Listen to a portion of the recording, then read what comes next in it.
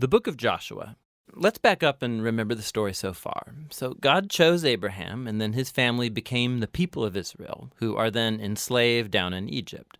And so through Moses, God rescued Israel out of Egypt. He made a covenant with them at Mount Sinai, and he brought them through the wilderness. So Israel then camped outside the promised land, and Moses called them to obey God's commands so that they could show all the other nations what God is like. The book of Joshua picks up right after Moses has died, and Israel's ready to enter the land. So the story of Joshua is designed with four main movements. Joshua first leads Israel into the promised land, and then once they're there, they meet all this hostility from the Canaanites, and so they engage them in battle. Then after their victories, Joshua divides up the promised land as the inheritance for the 12 tribes, and then the book concludes with these final speeches that Joshua gives to the people. So let's dive in and we'll see how all of it flows together. The first section begins with Moses' death, and Joshua is appointed as Israel's new leader. And the author intentionally presents Joshua as a new Moses. So like Moses, Joshua calls the people to obey the Torah, which means the covenant commands that they were given at Mount Sinai. And then Joshua sends spies into the land, just as Moses did back in Numbers chapters 13 and 14, except it goes way better this time. In fact, even some Canaanites turn and follow the God of Israel. Joshua then leads all Israel across the Jordan River and into the land. Just like the sea parted for Moses in the Exodus, so here the river Jordan parts and the priests carry the Ark of the Covenant across, leading all Israel with them. Now, in chapter 5, the story transitions. So the people look back to their roots as God's covenant people, and so the new generation is circumcised and they celebrate their first Passover in the land. But then they turn and prepare to go forward. And Joshua has this crazy encounter with a mysterious warrior, who, it turns out, is the angelic commander of God's army. And Joshua asks, "Are you for us or are you for our enemies?" And the warrior responds, "Neither," which shows that the real question here is whether Joshua is on God's side. It makes clear that this whole story is not about Israel versus the Canaanites. Rather, this is God's battle, and Israel is going to play the role of spectators or sometimes supporters in God's plan, which leads to the next section. We find stories about all these conflicts that Israel had with different Canaanite groups. And the first part retells the story of two battles in detail, and that's followed by a series of short stories that condense years of battles into a few brief summaries.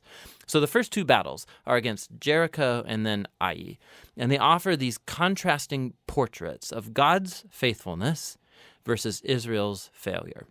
At Jericho, Israel is to take a completely passive approach. So they let God's presence in the ark lead them around the city to music for 6 days. And just like Rahab turned to the God of Israel, maybe the people of Jericho would do the same, but they don't. And so on the 7th day, the priests blow the trumpets and the walls come falling down, leading Israel to victory. The point of the story is that God is the one who will deliver his people. Israel simply needs to trust and wait. Now, the next story of the battle at Ai makes the opposite point. So there's this Israelite named Achan, and he steals from Jericho some of the devoted goods that were to belong to God alone, and then he lies about it. It's a pretty lame move after all that God has done for Israel. And so Israel goes into battle with the city of Ai, and they're totally defeated. And it's only after humble repentance and severely dealing with Achan's sin that Israel gains victory.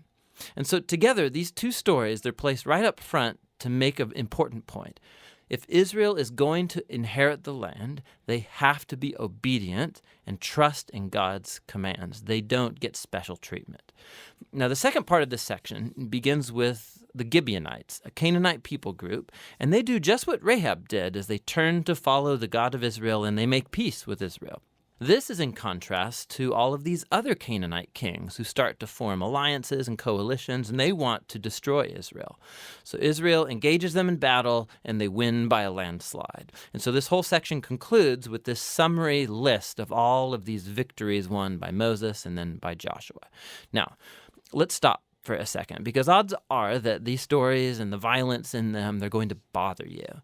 And if you're a follower of Jesus, you're bound to wonder, like, didn't Jesus say to love your enemies? Why is God declaring war here?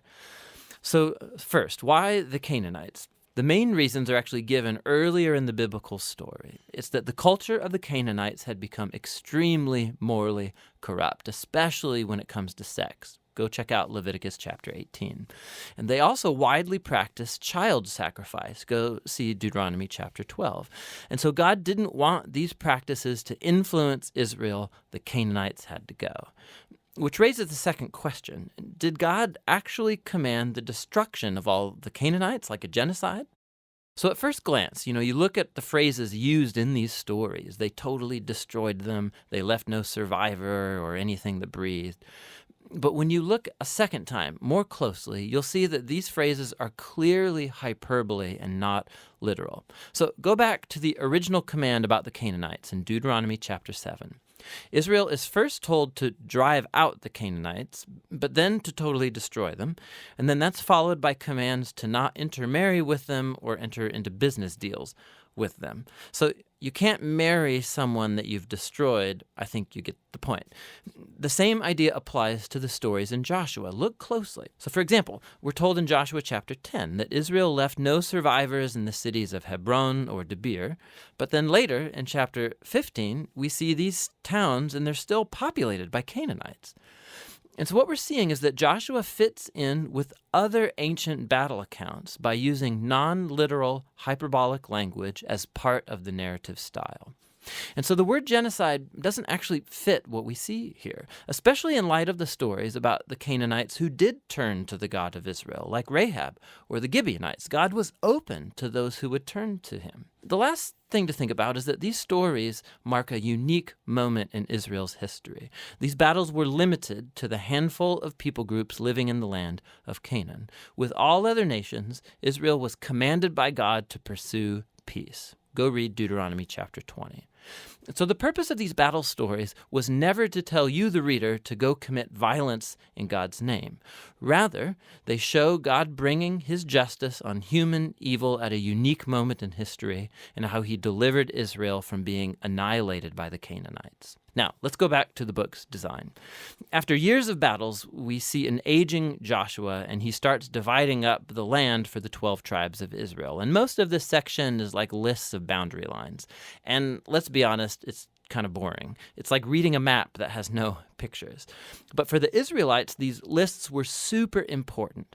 This was the fulfillment of God's ancient promises to Abraham that his descendants would inherit the promised land. And so now it was all coming to pass right down to the detail, which leads to the final section.